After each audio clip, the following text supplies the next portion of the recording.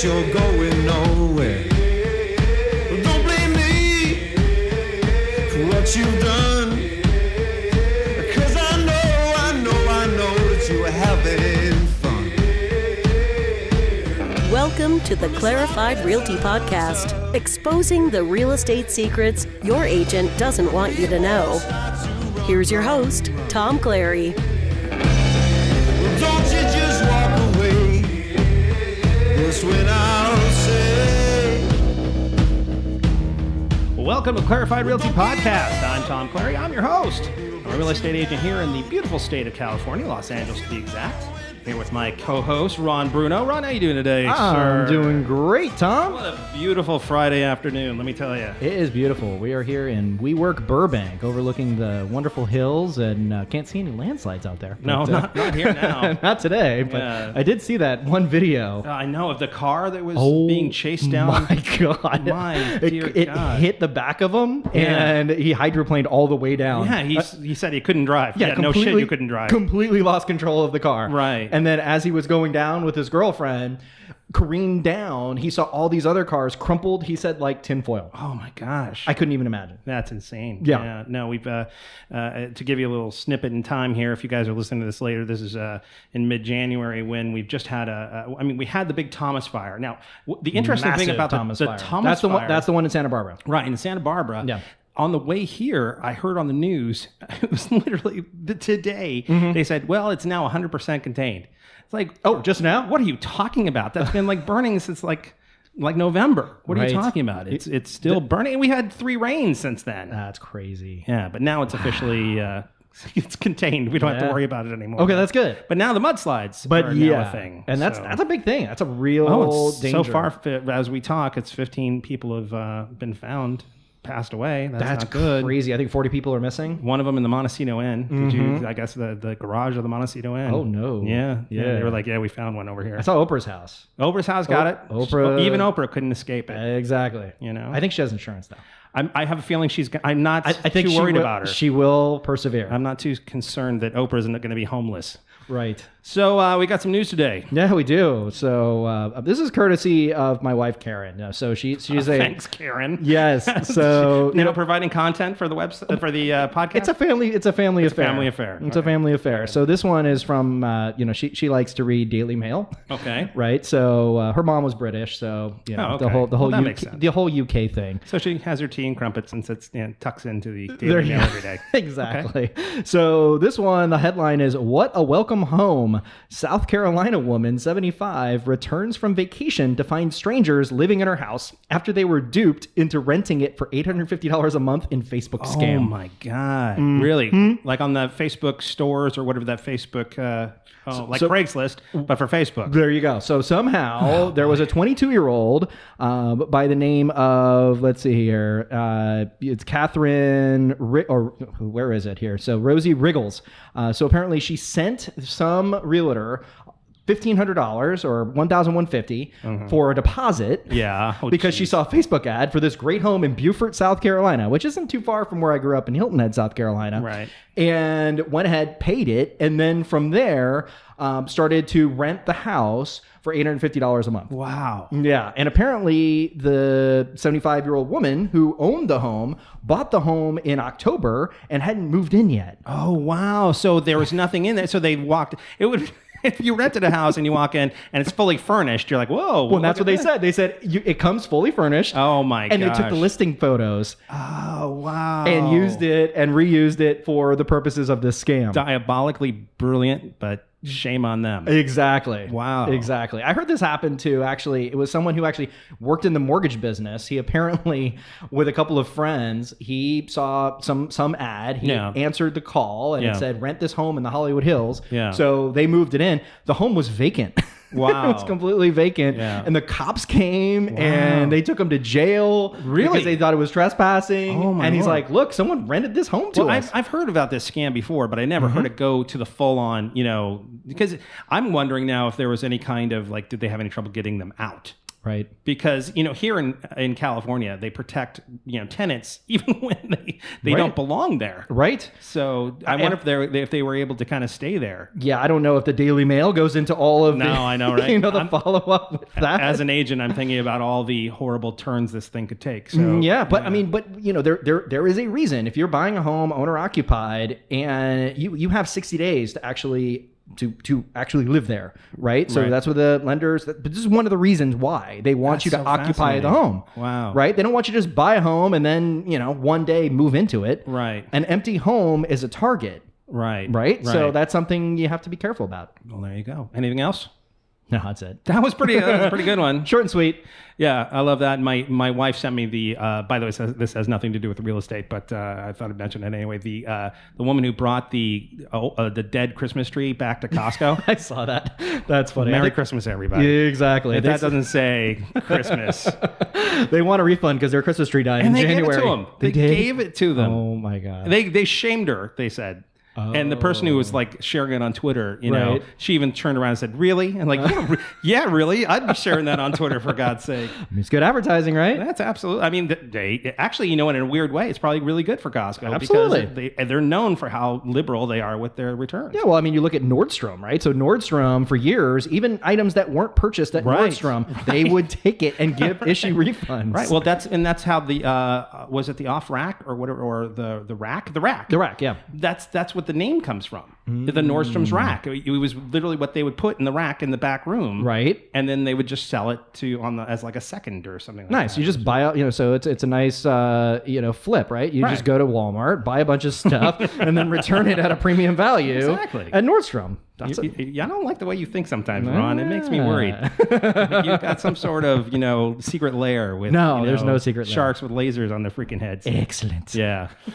Anyway, well, listen, we're here today with our guest, Jordan Scheltgen. He's the founder and managing partner of Cave Social. It's an advertising and marketing agency that helps startups and Fortune 500 companies really connect with the best way to tell their stories. We're going to talk to him a bit about how you can, audit your real estate agents about whether or not they're effectively telling your story, either as a buyer or a seller. So, Jordan, it is so nice for you to be here. Thank you so much for coming. Happy to be here, guys. This is going to be an exciting conversation. I'm really excited to jump in and see where this takes us. So. Absolutely. No, I mean, just so you know, and to give you kind of a little more background on just myself, marketing is something that is one of my, first loves in a weird way, like connecting with folks in a way that is on a deeper level.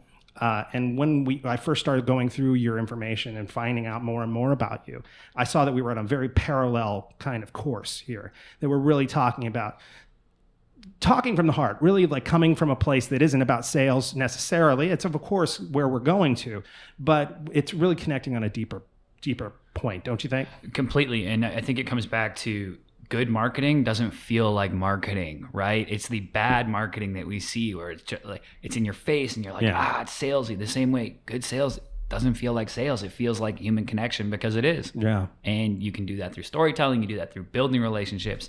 Right. I think, on the marketing side too, you just really, it's like, why when I go for a workout, I look in the mirror and I got 17 check marks on my body, right? In the Nike clothing. Yeah, and I'm like, why do I like this so much? You connected in some deeper way. They put an athlete there, they did something, and I'm like, I have an emotional bond with Nike. And they have totally gotten to my psychology, and I don't feel like it's marketing. Right. And then I'm going to the gym marketing their stuff when I'm there. Yeah. And I'm just like, you're like a little billboard for them. Yeah. Well, before we go too deeply in here, let's what we do with every single one of the first people when we have someone for the first time on the podcast, we go back and we talk about how the hell did you get here? How did this get started with you? Man, it's been a crazy couple of years. Started in 2013. I had just finished college. I was pretty lost, to be honest. I started this blog.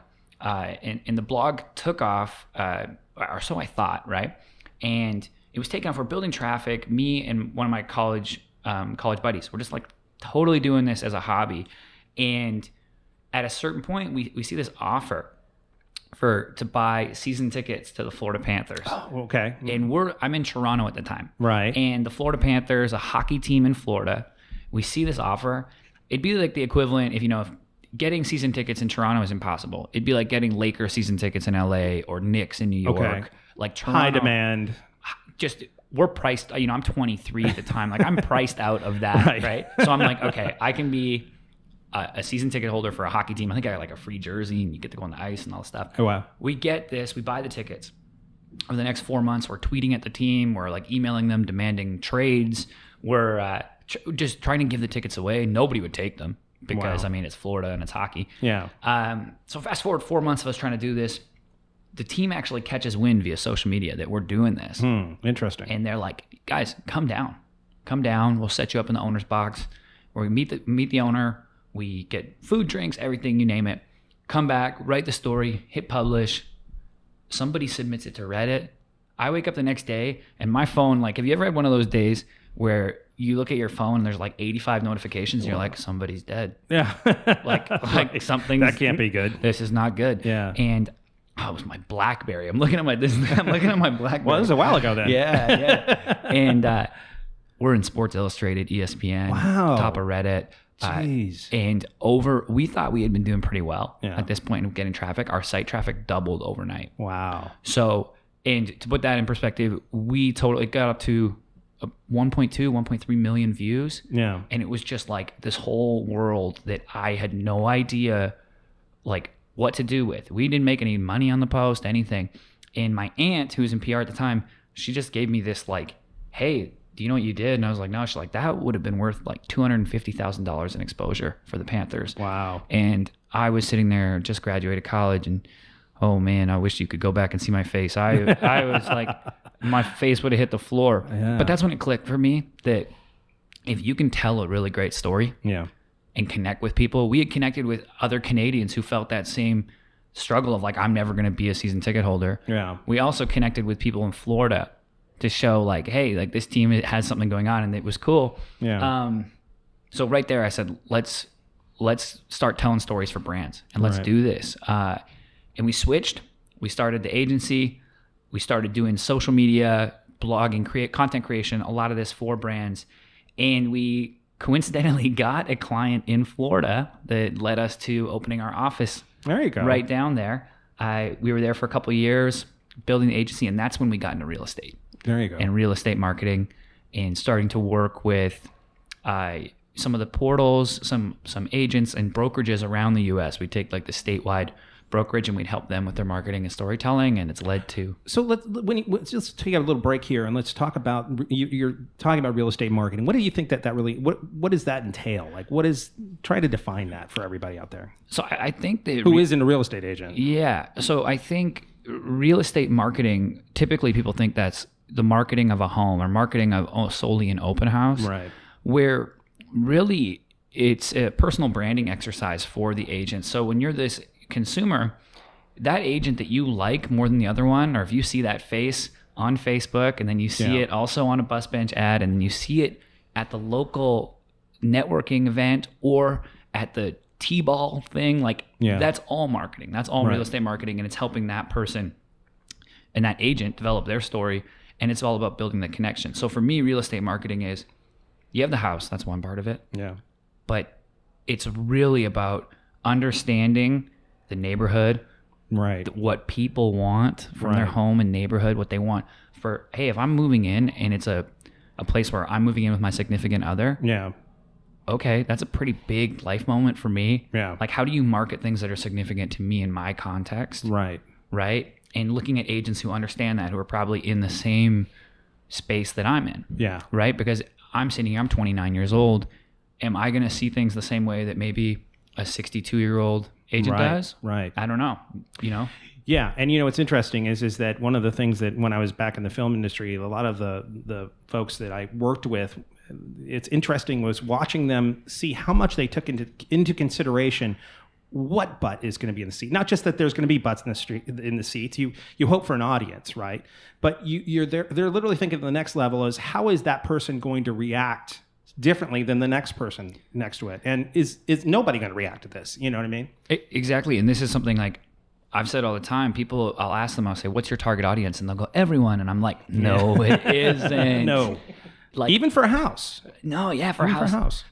for everything, anything in life. Like when it comes to marketing, that you need to clearly define, your one customer, your Right. one ideal. Okay, I sell to 35-year-olds who are having their first kid. Right.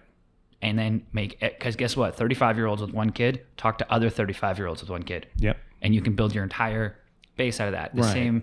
So companies, that's when it comes down to refining and honing in on audience and understanding who you are, right? Well, it's interesting. I just had a listing that was out in Westchester, which is kind of new. If anybody else knows about this, it's very much near that Silicon Beach area.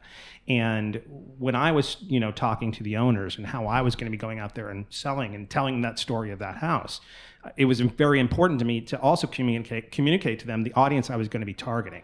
And I specifically on Facebook chose an audience that was inclusive of the people working at the companies that were in Silicon Beach, Snapchat, Google, those kind of things, so that they, those are the folks who are going to be looking in that direct area for a home because they don't want to commute from the valley or they don't want to, and it worked in spades. We eventually sold to somebody who was from Snapchat. So I think that you really do need to know that audience when you're. One of the first steps is like who's watching it, who's watching this. Correct? 100%. Who's watching? Are they interested? Can we keep their attention? Because like if I can get your attention, that's one thing. If I can get your attention over several times, now I might have your trust. And if I have your trust, now I can maybe sell you on something. Right.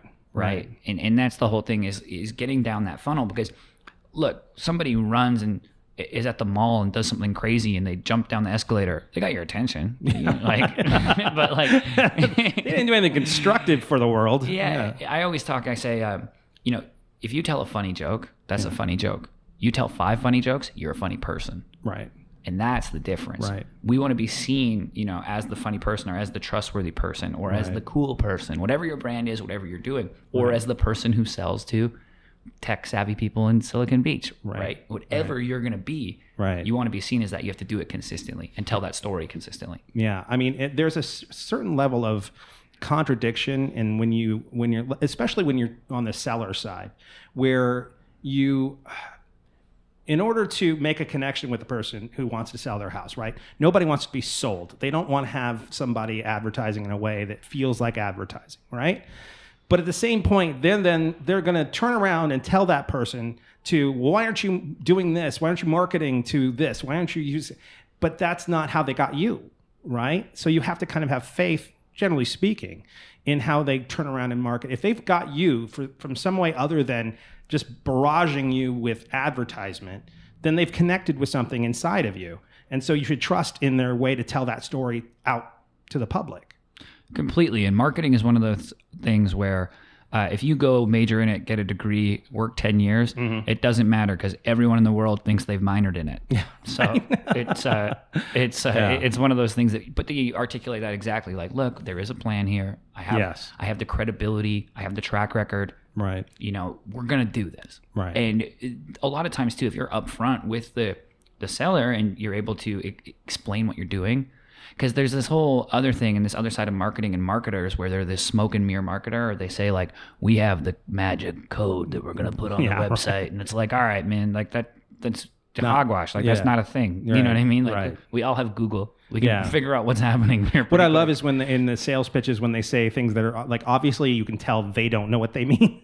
It's like, our SEO is great. And you're like, well, you don't know what tell me, I'll give you $100 if you tell me what that SEO stands for. This happens to me literally all the time. We'll go into pitches and we'll have people and they'll hear a term once. Yeah. And then they'll just misconstrue and use it all the time. Right. I had a client once yell at me, I want the Google.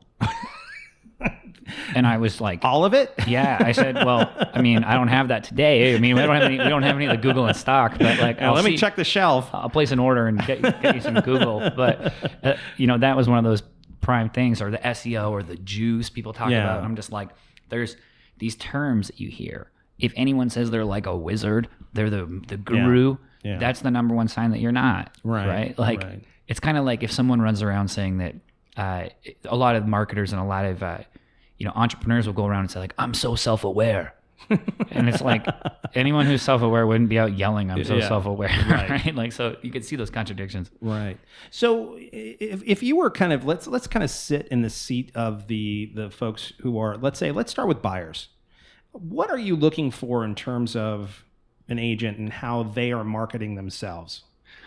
Well, I think a couple. Like what would you think would be attractive? Sorry to interrupt, but what would you think would be the most, like, the stablest thing to go after? I think there's a couple things. If I'm a buyer and I want, look, I'm about to make the biggest financial decision of my life, right? For the most part. And I need to trust this person. Right. I need to trust them. And there's ways to build trust. If I go and check out, like, look, it's 2018. I'm going to check out your social media and see what you're doing. And if you have a Twitter account and you haven't updated it in 6 months, how do I know that you're still in the business? Oh, good point. So if you can't be active on it, don't be on it. Right. Because I'd rather have it, like Apple just got on the social media, you know what I mean? Yeah. Because they didn't prioritize it. So I would go and I'd look, okay, do they have the social credibility? Are they engaging with people? And how are they serving their existing clients? Also, I would want to contact past sold people, because there's this model where, you know, an agent comes in, they're charismatic, they shake your hand, you're feeling really good about it. And then they go, and here's my assistant. Oh, yeah. Yeah, absolutely. And it's like, oh, you sold me on that I was going to work with you. Right. And now I'm working with somebody I've never met before with a cold handoff. Right. Like, warm handoff is fine. That's part of life. Yeah. But like, they go and they just hand you off to somebody. So I would look as a buyer, I would say, you know, is this person someone that I can trust? Are they active? Are they up to date with the marketing methods? How are they currently marketing? Yeah. And does that resonate with me?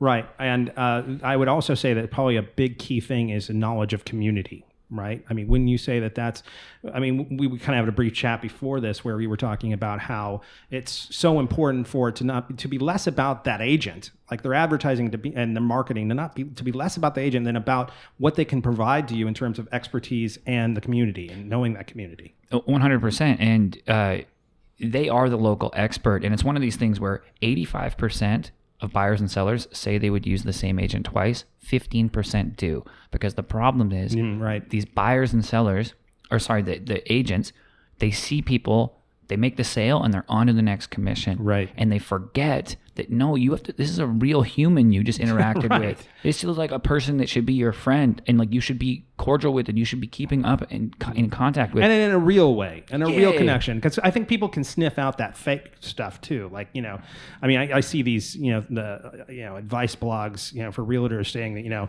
you should do these, put a trunk full of calendars in your, you know, whatever in your car, and, you know, knock on their, you know, on your database. And people know you're not just dropping by their house. You know, making real connection with them, whether it is on Facebook or whether it's on through social media, phone call, like that's a genuine, like, hey, how are you? You know, I think people can really tell the difference between that and just kind of like, I'm hitting the button on my computer and you're the next call. Oh, or like, you know, did any of you guys receive, I mean, it was just Christmas and New Year. Did you receive an email, an e-card that said Merry Christmas from somebody? Like, how disingenuous does that feel? Yeah. You know what I mean? There's programs out there right now where people are paying for automated letter writing where a pen will go and write this. Like, are you kidding me? That's so true. I've seen it. You have like 100 people that you need to contact. Right. And you can't take a moment to write a note card in a pen. And the top agents, the top people. So like I was talking with the CMO of Berkshire Hathaway Georgia Properties,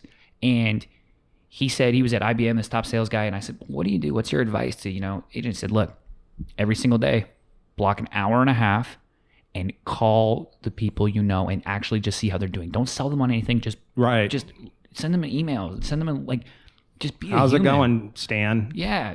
Tell me the latest about Jimmy's football game. Like, just be a human being. And guess what? Like, any business in the world, people like doing business with people they like and trust. And by the way, there's another side of that coin in terms of that relationship.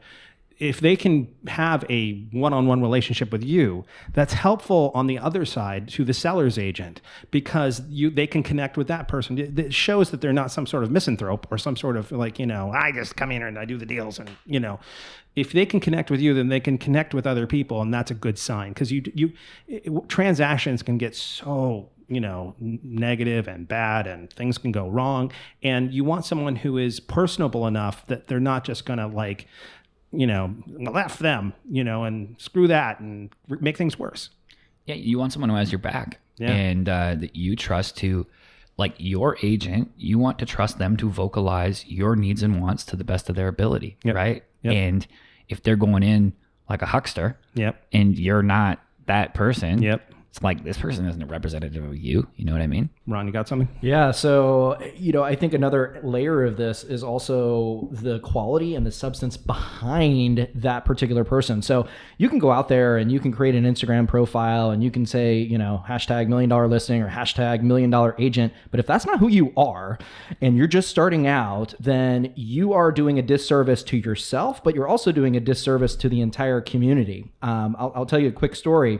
So over the break, we stayed with some friends, Karen's best friend outside of Philadelphia. And we were in the bomb cyclone. It was freezing cold. And, one of the questions that I had was for, it's essentially, Karen calls her niece, right? So she's 15 years old, popular girl in high school, a sophomore. And I said, I'm just curious. So if you were given $1 million and you had the permission from mom and all of that, how would you go about buying a home? So 15 years old, right? So this is not even millennials. This is even like lower, like a lot younger. And what she said just completely shocked me. I said, would you go on Instagram? Would you go on Snapchat? Like, what's the platform for your generation? What are you using? And she said, I would ask my mom. I would ask my mom who I should use as a realtor. So true. And then I would Google, and then I would go and look up their background, and I'd go on, whatever the site is to make sure that they're reputable. And it floored me. A 15-year-old would say something But like so that. insightful. Because, Beyond. I will say that, like, the buyers that I've had that are, let's say 35 and under, almost every single time, mom's got to come by and see it. Yep. Mom's got to come in and give it the thumbs up before we move on. 100%. That's interesting, and I think that's a kind of some people we haven't really heard that a lot in the community, in terms of connecting with the parent. Yeah. So you have to make sure that that you actually have a track record. If you're saying you have a track record and then you don't have anything to back it up. Mom and dad ain't going to take that. Mom and dad are going to see right through that. Absolutely. Yeah, Absolutely. interesting. So I'm curious about your perspective. I think there's two things on that. I think one, it's the power of referrals, and that hey, I got to ask my mom. That's synonymous with, hey, I got to ask my friend. I got to ask my significant other. I have to ask Joe at the office who has a couple homes. I'm going to work. I'm going to ask people around me, right? And then I'm going to make a decision, and I'm going to either go or not. And that comes down to the credibility. Look, we have a big time BS meter that we can we can sniff that out in 2 seconds. So if somebody's not being authentic and they're like, I'm the $1 million guy, what's up? And they're like double finger guns at you and stuff. It's like, okay, that's not you, man. Like, you have to be who you are. It's like these cheesy motivational posters that are actually right. Yeah. Like, you have to be you and define your own story. Right. We see all these things where people watch $1 Million Listing LA and then they try to be Josh Altman, and don't be Josh Altman. Be yourself, because you need to work that network, build those relationships, build that trust, because when you do that and when you have the real connection, guess what? Mom's going to come in and shake the hand of that realtor and go, I like the cut of that guy's jib, right? No, yeah. It sounded like he knew what he was talking about, and there was no, or she, and that there was no bullshit. You know what I mean? It's and so much of we've discussed this before, and I'd be curious to get your opinion on this, especially with Instagram. I see this so much on Instagram, which is the hey, it's a gorgeous, because it's so visual, because Instagram is really targeted for the visual, and it's like a picture of a beautiful bedroom in a mansion kind of thing. And it's, wouldn't you like to be here right now kind of thing. And it's like, which one Wednesday? Yeah. And I'm like, that's beautiful. Is it your listing? And it's this kind of thing where they've kind of tricked folks into believing that these beautiful pictures and all that are their listings, or they're somehow associated with them, which is completely, more of this. Well, this comes down to inauthenticity. I guarantee people who are posting that are paying for some $39.99 per month service that curates photos of nice living rooms and posts it for them. Yeah. Where I tell people all the time, what I'm looking for in a realtor and brokerage or any company, especially something where there's the person it's a personal brand, where, okay, I want to know what this person's about. Can I trust them? Right. I want them to be not staged. I don't want everything to be staged on Instagram because life is not staged. Yeah. I want you to go live and have the pixelated video and there be a dog barking as you walk through, because guess what? That's what the interaction is going to be like when I meet you in person. Right. It's going to be real. Yeah. It doesn't all have to be the perfect light. And you see that even if it is their listing, they're like, Yeah. look at the ceiling. And it's like this beautiful thing. And I'm like, okay, well, you took that into hours and hours of Photoshop. Right. Yeah. And it's, I think that you can get some sort of genuine feel for folks very quickly when you see if it sounds like they know what they're talking about is kind of I think the key of what everybody's, first off, I think there's a lot to be said for reputation in terms of, the major way to kind of prick this bubble is to go to check. You can literally go online and see how many sales they've gotten in the past year. You know what I mean? That's kind of the conversation's over at that point. But even so, having a one-on-one and finding out, to ask them tough questions. Don't be afraid to ask tough questions.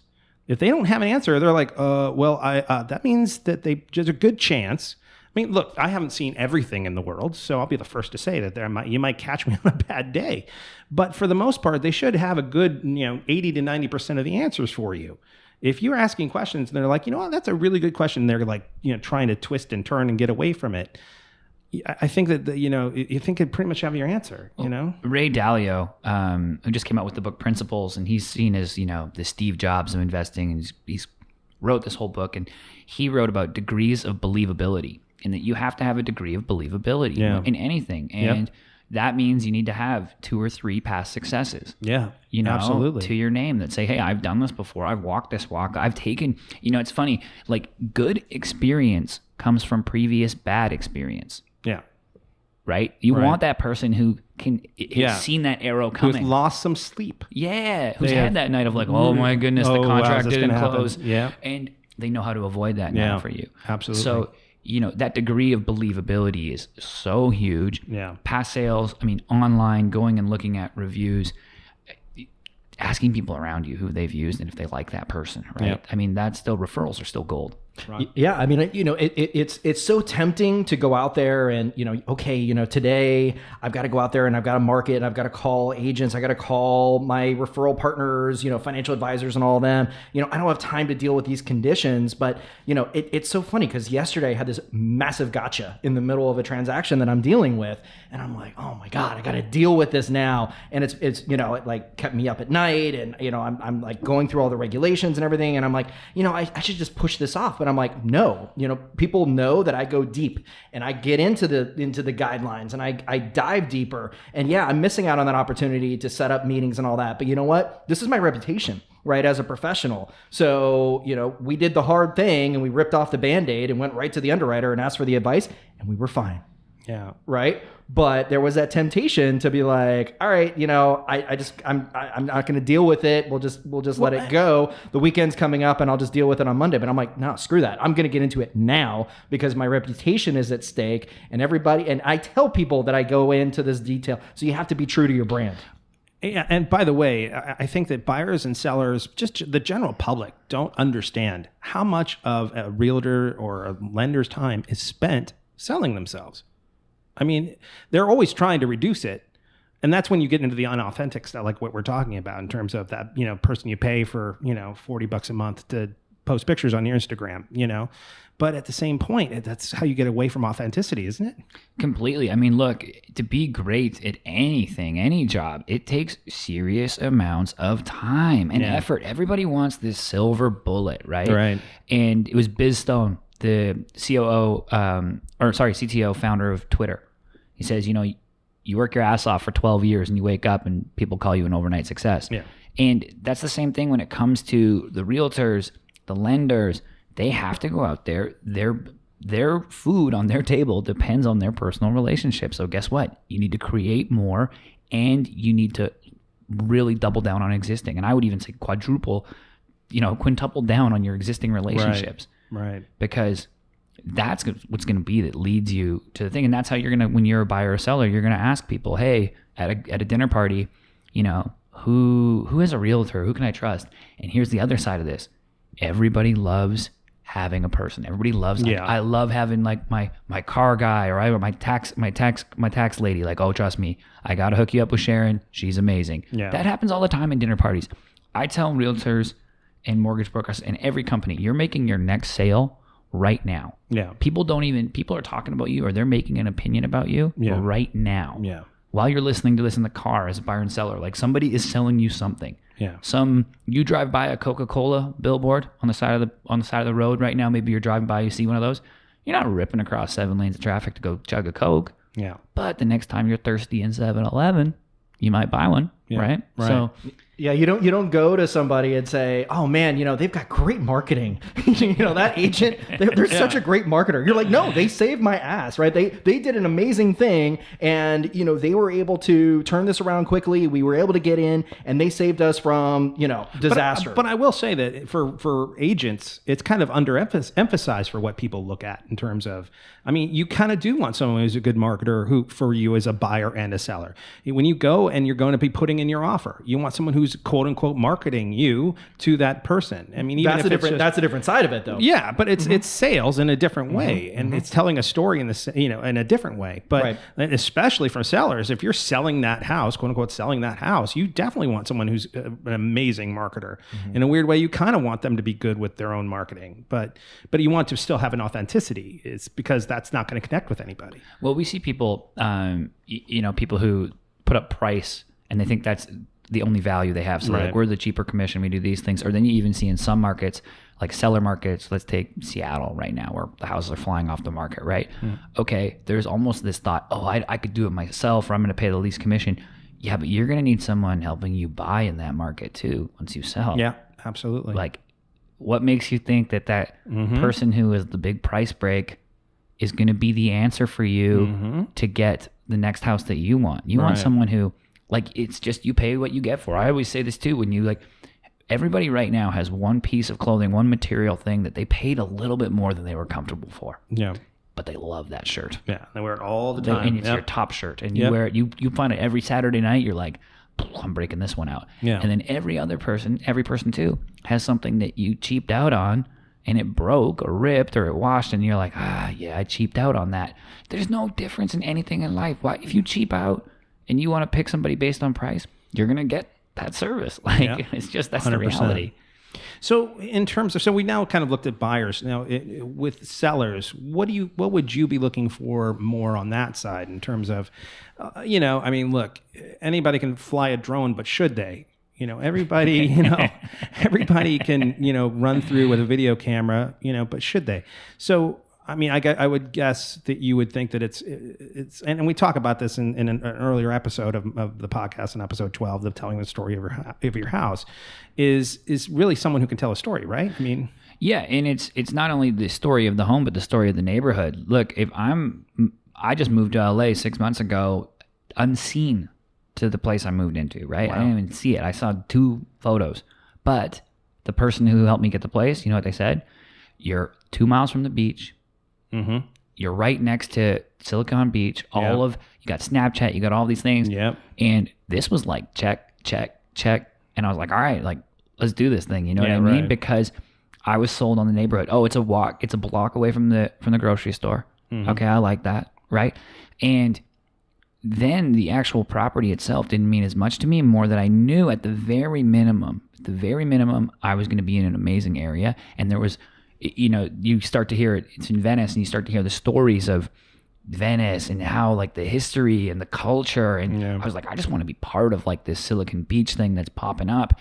And that was the story that got me. Yeah. Every neighborhood has a story, whether it's, this place has been in a certain family, or this family that colonized the area or did something, or there was an old plant here, or there's always a narrative. Yeah. And you just need to find it and communicate it. So what I would look for as a seller is, your home is not just wood and drywall. Yeah. There's memories, there's people who've lived there before you. Hell, your kids maybe grew up there. That's important to you, that this house is maintained, that the legacy is maintained. So you want people who can tell the story of your neighborhood. You also want people who can tell the story to the right person. So if you want, like you spoke about earlier, you want that tech type professional in there to kind of, who's into that cool stuff that's helping change the world and what have you. Okay, tell that story. Yeah. If you want a family to come in and raise their kids in there because, you know, you raised your kids there and it's been amazing, and you just think, wow, man, I really want, you know, this to be continued on. Okay, tell that story. Right. Like, you know, hey, look, this is where the kids are. Leave up the pencil marks of the kids getting where their height, where you measured it. Because that kind of stuff, if the agent says, yeah, leave that up, leave up the little height marks. Yeah, right. Because when they walk through and they take other young families through, that resonates with everybody. Of course. Absolutely. And, you know, and we were kind of discussing this before we started recording where, you know, where if your house has any kind of even remote history of some sort, if there's something that's happened in the home or, you know, 2 doors down even, or something that's different about it that makes it somehow different from the house next to it or whatever, it's so important to that person who's hearing it on the other side, that audience. Like, you know, we've had we had a listing on with my team that was Jimmy Connors used to play tennis on the tennis court, you know, and do you think that the guy who bought that house didn't, like, you know, brag to everybody who came over for Saturday night, you know, steak or whatever? Hey, guess who used to play on this court? You know, of course they did. And it was a big sales thing for them. That was, you know, and being able to communicate it in such a way, in an effective way, I think puts you head and shoulders above. If the person's just coming in and asking you, like, well, what's a square foot? I mean, this is important, but if the only questions they're asking you are the kind of quantitative facts about the house, what's the, you know, when was the copper, is there copper plumbing? When was it put in? Then you're going to completely miss the emotional context, which I think is undersold completely in this industry. 100%. And it even can go to something where if I'm a buyer or seller, a lot of times, let's say I'm walking into a place and the realtor's going to be like, and they just start leading the tour and they go, here's the kitchen, here's the living room. What if I don't care about kitchens and living rooms and I care about views? Yeah. That's what is emotional to me. I want to have the nice view. Take me to the view first then. Like, why are we wasting time in the kitchen? Right? So it's the same thing with the story. Sure, square footage, wood, we want to make sure the roof's new, all that stuff. That's gravy. Of course, I expect that. Right. Like, it's kind of like it's interesting. I think you used a key word right there. That's what you expect. And I can go on Zillow and I can go on Google. Exactly. I can read when this place was built. Like everyone, you know, the home search starts online and I go through and I find a place and I go, oh, this place. And I can, you know, I'm buying this house. I'm going to, as a home buyer or seller, whatever I'm doing, if I'm selling my house, I'm going to be researching too. I want the best bang for my buck. Yeah. And I want to have value and I want to have, you know, all of this stuff. But that's expected from the agent. When you see that, realtors, mortgages, they go, we have top-notch service. I'm like, no shit. God, I hope at least. That's the minimum I expect from you. Right? Like, what are you in business to give? Yeah. Bottom level service? Like, what are you talking about? Right. So, you know, finding somebody who can go deeper than that classic sales talk and deeper than the specifications of the product. The home is just the structure. Right. It's what, like you said, what happened inside there. Hey, Connors used to play tennis back there. Right. And when they're having the wine and steak and they're all around, they're like, and everyone goes, what? Yeah. You know, and then they start visualizing the people that would have been there. They start, and all the while, they're being sold an emotional. See, selling and being sold just has such a negative word. You're being sold on your own house at that point when you're telling that story and everybody goes, that's revalidating your purchase as the buyer. That's such a fantastic, and you know, something I think that's neglected is maybe in a way, in the way that you make your touches after the fact, you know, after the deal is closed, is I know you want the person to be moving on to the next thing, but making them feel like they made an amazing decision is also a huge deal. I mean, and I don't mean it in a blow, you know, sunshine up their ass kind of way. I'm saying, like, literally, like, you know, that, oh my God, that house is so beautiful because of this, that, and the other, and it reminds them. It keep on, you know, it's that recall. You know what I mean? 100%. Or maybe there's a new IKEA coming in like 5 blocks down the road. Oh, your house is going to be even better now. Yeah, like, oh my God, this new restaurant, we need to go.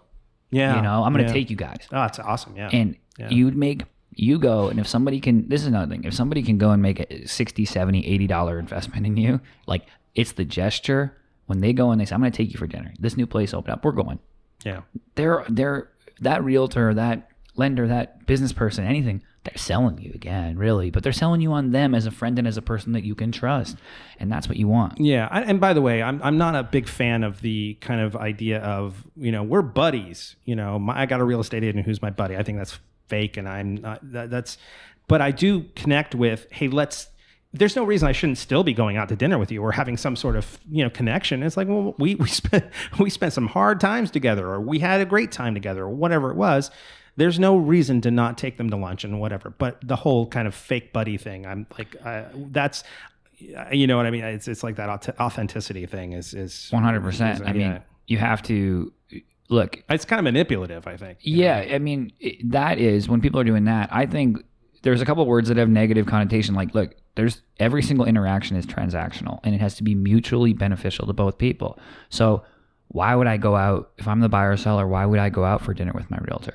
I hope the motive isn't free dinner, right? Yeah. I hope the motive is like, I like this person's company. I'm going to learn more about the neighborhood. Right. Exactly. I'm going to do these. And then from the realtor side, the lender, they're thinking like, I'm going to get a deeper connection with this person. I'm going to maybe see if there's referrals. Yes, it's exactly. It's okay to do business with each other. Yes, like 100%. It's not like 100%. People we're in this time right now where it's like, oh, if you like ask for a referral or a sale, like that's bad. Like, no, we're here to do business. Like everyone, as long as everybody understands what they're there for. Exactly. Yeah, Ron. Yeah, so something I'm thinking of is I have certain clients where they treat me as a lender where it's strictly transactional, right? So they just they want as minimal communication as possible. They just want everything to run smoothly. They want updates here and there, but they're not chatty, right? And that's fine. That's completely fine. And then I have others that ask about the history of lending. And I mean, I literally, I had one client where we're going through disclosures. But hold on a second. But I always joke that you're like the Rain Man of lending. A little bit. You truly are. Well, the thing is, so I was telling Jordan, so, I didn't grow up in lending, right? I didn't grow up in finance, so the first 10 years of my career, so I graduated with a marketing degree, marketing and management. Awesome. And then, for 10 years, I was in advertising and business development and marketing and all that type of stuff. And then when I got into finance, it took me some time to actually absorb it. I started in wealth management and then moved into lending. And it wasn't until about maybe year 3 or 4, everything like super clicked. And then I became extremely vocal, right? Where I felt that there was a platform and I could continue to just tell people about this, and people were excited about it, and they're like, oh, I never knew that. And I was able to story tell, and there are people that they like that. So, and with all of the different transactions that I've done over the years, the Rain Man thing pops up, right? So because there's all these little things that trigger something, and I'm like, oh yeah, that the reason why you need to do this is because of this, because it was an experience, not because I memorized guidelines. It's because of an actual transaction. But the point is, I had a client over the holiday where, Karen and I were driving, my wife Karen, we're driving from, Maryland all the way down to southwestern Virginia to see my mom on a 7-hour drive. I was on the phone with the client for an hour and a half because he had 44 questions. I counted them, 44 questions about the disclosures. Now, disclosures, these are just initial disclosures. Everyone DocuSigns them. Most people spend a minute. All they do is they adopt a signature and boom, boom, boom, boom, boom, boom, boom. He actually read every single page out of 135 pages, and he had 44 questions, and we went through it because he wanted to know. The scary part was I actually had answers to all of them that actually made sense. But you have to, as a professional, you have to really read people very well. Absolutely. There are people that want to engage and they want more information, and you can't treat everybody the same. But now, how would you handle that with marketing campaigns, though? And what's fascinating is that now Facebook has started to have sort of somebody called them out because their audience, you can choose an audience so specifically, like you can go down to different demographics and all that, but then you start getting into fair housing issues, which I think has now become an issue with Facebook, and now they're starting to reject more audiences. So how do you think you gear an ad for Facebook? Well, a paid ad, or not even just Facebook, but any and anything. I think to hit more of the target you're going after. I think as much as look, fair housing, that's a part of it, and we had to play by the rules. We're in the wild, wild west of internet advertising right now. Like, there has to be regulations. There's regulations for commercials on TV. We need regulations online. This is starting to get massaged out, right? Yeah. So work within the regulations. The targeting is still fantastic. Yeah. Like, it is still... There's still enough to choose from. Yeah, to choose from that. Look, you sell in this area, you can go and geofence, you can do all these things. But I think when we look at the way Facebook is changing, and kind of like to what you just said, you told that story, do you think that guy trusts you more now that you spent an hour and a half on the phone? Because I bet you he does. 100%. And if I blew him off, if there was like one little thing that went different than what we were talking about all along, he would have had a little bit of distrust, right? And distrust would have entered the conversation. It would have entered the relationship. And, I might not be able to get that referral down the line. But the fact that I spent the amount of time, with him over the phone, explaining it and make sure he understood it, then you're able to have that continuance. So there's two things, right? One, there's like this reverse believability curve that when you first started talking about lending and you're online and you're talking to your friends, people are probably like, man, Ron really likes lending. Like, all right, cool. He really talks about it a lot. And then a year goes by and then it's like, no, I have a question about lending. I'm going to Ron. Yeah. And that's the transition where it turns into like, you're kind of like really into like that stuff. And then they've actually, I think, timed it out, believe it or not, where it's like 3 years or something like that, where it's like your friends go from, especially when you're changing careers, right? Where you start off as like, he's doing that now? Oh, whatever. And it's like, and then they slowly but surely, over like 3 years or so, they go, you got to talk to him because he's, they don't believe that you are who you say you are. Right. And it's half of it is selling them. But I think once again, we get to this authenticity. They have to not smell bullshit, 100%. And this comes down to scaling the unscalable. Yeah, This is everybody absolutely. wants a silver bullet. Guess what? Making connections with people in this person-to-person business takes time. Yeah. There is no silver bullet. The silver bullet is wake up early, go to bed late, and make connections with people and double down on your existing ones. And don't be shady. There's like it's sad that you have to actually say that. But I mean, we found at the start of this, at the start of the podcast, there's a story about somebody, scamming people for stuff. And it's like, man, you're so shitty. Like, come on. And we wonder why people don't want to use agents, you Right? know? I mean, it's the worst. Yeah. So I think if we can look at how do you scale the unscalable? And there's this thing about like 2 millimeter shifts. What people are doing right now, if they just did one little thing different. We have people every day, people that go, I don't have time to meditate. I'm like, wake up 6 minutes earlier. Yeah. And then you can do that. And they're like, that's such a small. You meditate? I do. Oh, that's fantastic. I've actually thought about doing that. So I will say, just as an aside, anyone listening, you guys, meditation, I was one of these guys. I'm like, that's hippy dippy. I'm not doing that. Like, I played football in college, not a chance, right? And then I started reading about the most successful people. And number one to meditate. And I was like, okay. Yeah. So I downloaded, Calm, some app, and it's like 10-minute guided meditation. Mm-hmm. And the biggest thing it's done for me is whenever these anxieties, things that keep you up at night, it's like, well, I can't fix that till Monday. So why am I going to stress about it right now? I'm going to be in the room, or I'm sitting here recording this podcast with you guys. I could let my mind drift and think about something this weekend, or I can be in the room. Right. So just as an aside, to be present. Yeah. And like the mindfulness, which I think you're going to see more and more literature and more stuff coming about just mindfulness in general and how it helps with happiness. And so that's the other thing. When you're a buyer or seller, is your realtor in the room, or are they text messaging somebody in front of you? Yeah. Right. Right. We've all seen that where somebody pulls up their phone. Excuse me, I got to make a call. Yeah. And it's like, what? Like, we're having we're having a conversation. What do you mean? Like, I can't wait 8 minutes. Yeah. Like, exactly. Like, so true. Yeah. I find that just fascinating. Even with tasks, so just monotonous tasks. I read this thing, and Bezos and Bill Gates and all of them, they actually do the dishes in their home, right, for their families, which I'm like, what? That doesn't make sense. Don't they have servants and everything else? But it frees your mind, right? So I actually read this, and it's so funny because if I get stuck on something and I'm thinking, if I'm just doing the dishes, I'm like, oh my God, that's the answer. So it's just breaking away from the laptop and getting buried into whatever you're thinking about and doing, and then just kind of taking yourself out of that and then just doing those monotonous tasks.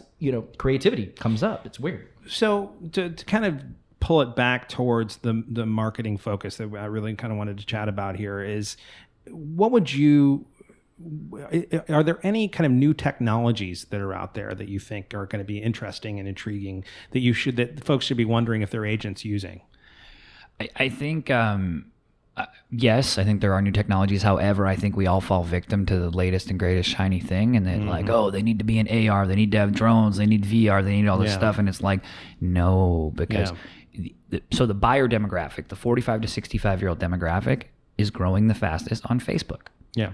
Right? if you go and look at somebody in that demographic and how they use Facebook, they're using it how college students did in 2006. I love my mother dearly, but she is posting way too much. And it's like, and her and her friends, and they're out, and they're just like, the selfie's a thing for them now. And, there's a grown man listening to this podcast right now who sent a poop emoji to somebody earlier, like today, like this is all part of this wild transformation. So I would say, though new technologies are exciting, you need to, at the end of the day, what connects you with your audience is where you need to be. So if I'm looking for a buyer or seller's agent, and I want someone who can connect to me where I hang out. So if I'm on Instagram, that agent better be on Instagram, because that's their chance to get me. When the commercial and the TV show comes, I'm putting that on mute and I'm flipping open Instagram. Yep.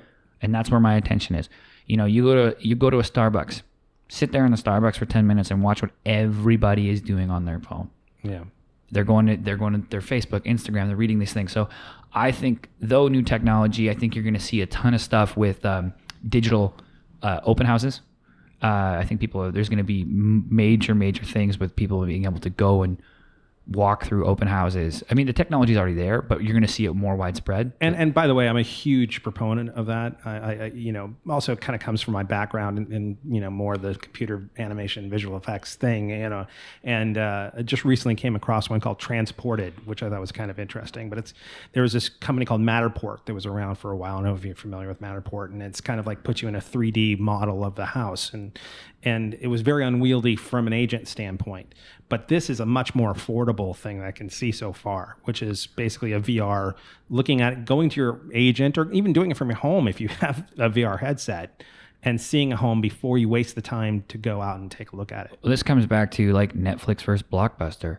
Like if I can do this at 2 a.m. on my couch, and I'm like, I'm going to check out this house, I'm going to walk through it, opposed to I need to go to this open house Saturday at 2, and then I got to be there. He's only there for 2 and between 2 and 5. It's just inconvenient. You know what I mean? So if I like it, then I'll schedule a showing. Yeah. I mean, obviously that doesn't work all the time. Sometimes you have to do that, but I do like. That's where it's going. I mean, the convenience level, anything that makes it more convenient for the buyers and sellers is what is going to drive the market. We have this thing in real estate where brokerages, we work with a lot of brokerages, and they're trying to dictate stuff down to the realtor, and then the realtor is going back with the brokerage. I'm like, guys, you're missing it. Yeah. The customer is dictating everything to us. Right. If we're not serving them, if we're just trying to like be self-serving, like we talked about, these egomaniac people who are, trying to be famous and not a great realtor. Yeah, right. Which is, there's a lot of them that are just, that's what their focus is. Right. They're not focused on serving their clients. They're focused on being Insta famous. Well, and they're almost looking more towards their next sale than they are about the sale they're in. Right. It's like, it's the commercial, looking at, I told you this before we came on, where I saw one yesterday that was literally like, I looked at it and said, who is this a commercial for? Is it for the agent or for the house? You know what I mean? It's exactly. Back and forth. I was like, the story of this house is not being told because it's too much focused on the agent. And so, yeah, I mean, sorry, I didn't mean to interrupt. Well, no, and that's the reason when staging tips are, take photos of yourself out of the home. If you're selling, take photos of you and your family out, because we want the buyer to envision themselves there and not see, that family there. It's the same thing. If you're the agent, like, I don't need to see you sitting in the bathtub in a suit. Yeah. I don't need to envision that when I'm there. That's only funny to other agents. Right? And this is the other thing, is making content for other agents. So if you're a buyer or seller and your agent, if all they're doing is posting about how great they are, and all the people who like that on Facebook are just other agents. Oh my God. It's just like this big, it's just people massaging each other. It just does nothing for the consumer. The consumer doesn't need to see this on their Facebook feed. They really don't want it. Yeah. They want to see stuff that helps them as the consumer. They don't want to do this pat on the back type thing. They want to see what the family friendly activities are in the neighborhood. They want to see that IKEA is opening up. Right. Be a source of knowledge for people, and they will come back to you and they will build trust. If you're just talking about how great you are, So before we head out here, I'd be remiss if I didn't ask your opinion about the new Facebook algorithm and your thoughts about it. So Zuckerberg came out, yesterday or the day before, and said, we're switching it to be less business centric and be more towards communication between folks who know each other. What are your thoughts about that? And how do you think it's going to impact the real estate industry? Well, I think one, I think Facebook has been doing this constant tug of war between serving businesses and serving consumers, serving the users of the platform. They came out and said, hey, we're going to make this more about engaging content between people. So they really want the user from Facebook to come back and engage again. Right. I think it comes back to this, is scaling the unscalable. This is the whole thing. Good marketing doesn't feel like marketing. Yeah. So if you're just a business account and you're just putting out crap, like, you're going to get penalized in the feed.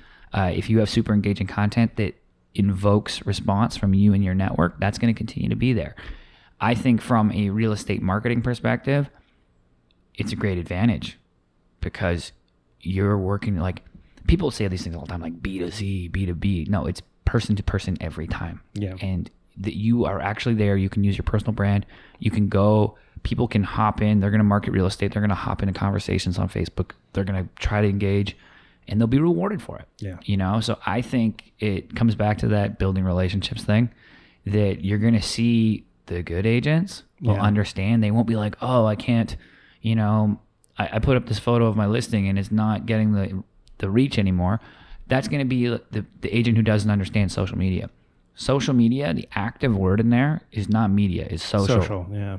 So be social and just be as social as possible and be as interested as possible in people, and your business is it's going to correlate with business growth. So I think it's a great opportunity, to be honest. Any final words for buyers and sellers, basically, in terms of marketing and what they should be looking for? The only thing I would say is hire slow, fire fast, and take your time. Yeah. Vet. Like, you don't have to go and get the first agent you want. It is worth it to interview multiple people. It is worth it to spend an hour and a half checking them out online, check out past sales. Like, this is a very big transaction. And if they goof it, like, yes, that's on the agent, but that's also on you for picking that agent. So take the time. Like, and then if they're screwing up right away and they're text messaging and they're handing you off to the assistant the first day, okay, we're not doing this. Yeah, right. We're out. Like, pull out. Like, so that would be my parting piece of advice, I think. Well, Jordan, thank you so much for coming. I really appreciate you stopping by and really kind of giving us some great information. Really amazing. No, guys, it's been an absolute blast. Hopefully this drove home some value for some people that are listening, and I look forward to hearing future episodes. Awesome. So, Jordan, why don't you go ahead and give everybody your contact information so that if they want to contact you. Yeah, if you guys want to contact me, I am very easy to reach on Twitter, and that's at CaveJordanS. If you're more interested in more into marketing, please check out the podcast we have, which is called Mind Your Marketing. So I host. Absolutely great podcast, by the way. I love listening to it. So thank you very much for turning me on to that. So anything else? No, that's it. You can hit me on Twitter at CaveJordanS. That's the fastest way to respond to me or to get a hold of me, and I respond probably within like 3 minutes. I'm addicted to Twitter. So. Well, awesome. Well, thank you so much, Jordan. Well, that's about it for today. If you have any questions or comments, please don't hesitate to leave them for us on our Facebook page, facebook.com/Clarified Realty Podcast, all one word. If you have any questions about real estate or you're just looking for someone to help you buy or sell a home, remember, I'm actually a licensed real estate agent. I'd love to help you out. So please email me directly at tom@clarifiedrealty.com or give me a call at 818-335-7662. Don't be shy. Come on, guys. Give me a ring. For more exclusive bonus content and advice between episodes, please check out our website, www.clarifiedrealty.com. Also on our homepage, you'll find links to helpful buyer and seller guides that can give you some great information for starting your home buying or home seller process. So definitely check those out. Here's something we're proud of. We actually have a top-ranked Alexa skill. So search the Alexa store for the Clarified Realty Podcast, add our skill to your daily briefing, and get a dose of real estate news and tips every day of the year. Definitely give it a try. It's pretty cool. I'm on Snapchat, Twitter, and Instagram as well. My handle for all three of those are @ClarifiedRealty. Please leave feedback and reviews on iTunes or in the comment section on our page. Together we are stronger. So if you have any questions or ways that we can make this podcast better, please let us know. My amazing theme song, Hey Now, is from the band Wolf. That's Wolf with 2 Fs. And please go check them out and like them on SoundCloud. And just a little fine print here. My brokerage is Keller Williams in Encino, Sherman Oaks. I'm licensed by the California Bureau of Real Estate. And my license number is 01715353. Ron's is? Guaranteed rate, NMLS 2611, NMLS ID 558706, California and Texas. The advice we give is only for properties located in the state of California. For all other states, please contact your local real estate agent or real estate professional. Well, that's about it. Ron, you all good? Yeah, I'm good. All right. Well, thanks for coming by, everybody. And remember, the greatest thing you can ever do is make someone feel at home. Take care, and we'll see you next week.